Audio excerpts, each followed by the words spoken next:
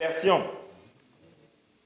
Nous devons accepter de suivre le Seigneur. Nous devons accepter de nous débarrasser de, essayer, implorer le Seigneur afin de nous débarrasser de cette vieille nature, du vieil homme. Et c'est d'ailleurs pour ça que dans nos églises, parfois, il n'y a pas de réelle repentance, parfois. Les gens acceptent le Seigneur, mais leur vie ne change pas. Or, selon ce que la parole dit dans 2 Corinthiens 5, 17, on est transformé, on est une nouvelle personne, une nouvelle créature. Les choses anciennes doivent être passées et toutes choses sont devenues nouvelles. Mais lorsque on voit des gens qui acceptent le Seigneur, il n'y a pas un avant et un après, on comprend que la réelle repentance n'est pas encore arrivée. Elle est peut-être en chemin, parce qu'évidemment, le Seigneur a dit dans Marc 16, 16, celui qui croira et qui sera baptisé sera sauvé. Je dis toujours, c'est sera, c'est au futur. Il sera sauvé. Il n'est pas encore, il est en processus jusqu'à ce que la nouvelle naissance intervienne. Donc, de la même façon, le Seigneur également, il sonde les cœurs, il sait aussi, tout comme le jeune homme riche aimait son argent, nous aussi, dans notre vie, si parfois il n'y a pas de repentance réelle, c'est peut-être parce que nous aimons le plaisir que procure peut-être le péché, plus que nous aimons Jésus. Et le Seigneur le sait. On veut se débarrasser de ce péché, mais en même temps, il y a comme une ambivalence. Et si nous implorons réellement le Seigneur, en lui disant, viens Seigneur, viens. Si j'ai déjà une fois parlé de ce chrétien qui n'en pouvait plus après plusieurs années, il nécessitait de combattre, de lutter contre un péché qui était récurrent. Et un jour il a dit, Seigneur, je n'en peux plus, viens, descends me délivrer. Si tu ne descends pas, eh bien moi je monterai vers toi. Il n'en pouvait plus. Et il a vu cette transformation se faire cette nuit. Donc, il a atteint un niveau, il avait véritablement soif du Saint-Esprit. Soif, il désirait ça. Et là, le Seigneur le voit, le Seigneur le sent. Et la transformation, il a été transformé cette nuit-là.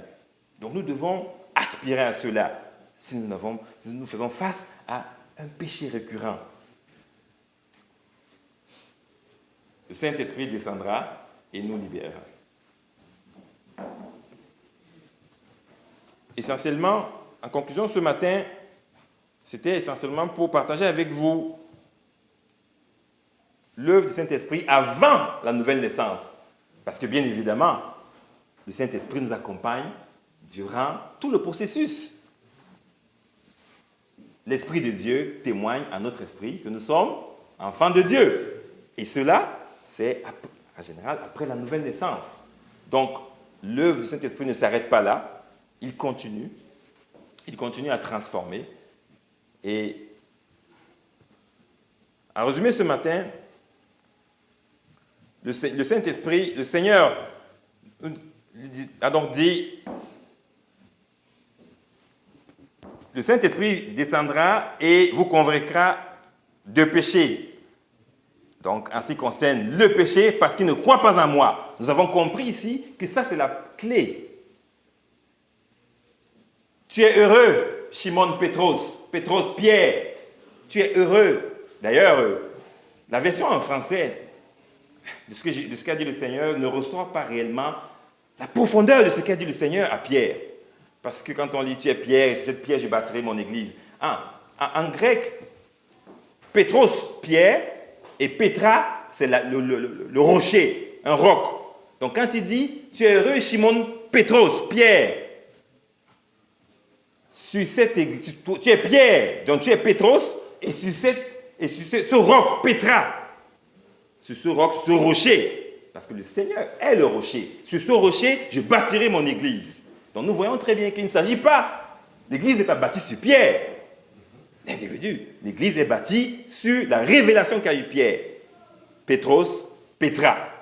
Donc vraiment, et quand tu vois comment une certaine église affiche partout Pierre, il a les clés, il a tout, l'église est bâtie sur Pierre, c'est vraiment complètement éloigné les gens de la véritable révélation qui est pourtant centrale. Et si vous n'avez pas cette révélation, vous êtes perdus. Perdus. C'est pour ça que le Seigneur a dit, ce n'est pas la chair ni le sang, n'est-ce pas, qui t'ont révélé cela, mais c'est mon Père qui est là en haut qui te l'a révélé. Nous également, nous sommes convaincus aussi, après être convaincus de notre péché au singulier, puis au pluriel, nous sommes convaincus également de la justice en Yeshua, parce que Jésus a été ressuscité et nous sommes convaincus, puisqu'il a été ressuscité, nous aussi, nous ressusciterons lorsque le temps viendra. Nous sommes convaincus de cela, nous sommes justifiés. Le jugement également, parce que le prince de ce monde est déjà jugé. Il est déjà jugé. Donc, l'œuvre du Saint-Esprit continuera et, grâce à Dieu, peut-être sur un autre message, on parlera de l'œuvre du Saint-Esprit durant tout notre pèlerinage ici sur terre, une fois que nous sommes nés de nouveau. Donc, essentiellement, c'est ça que je voulais partager avec vous ce matin. Alors, je vais dire une prière et par la suite...